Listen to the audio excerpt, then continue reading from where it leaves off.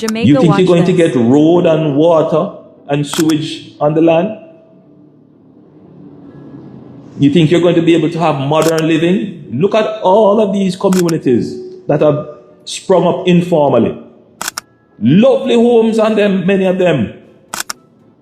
And they're all coming to the government to complain. They want road, they want water, they want sewage. And it is almost impossible for the government to deliver these services after they have built these lovely homes and facilities on the land. I have so many communities that we have to be treating with, where people have settled the land informally, and it is a cobweb that you can't get through. When we resurvey, we have to be moving fences, telling people they have to go and take off a little piece of their house so that we can get in a roadway. It's very expensive after the fact to put in water and sewage. Garbage trucks can't go in there because the roads aren't wide enough.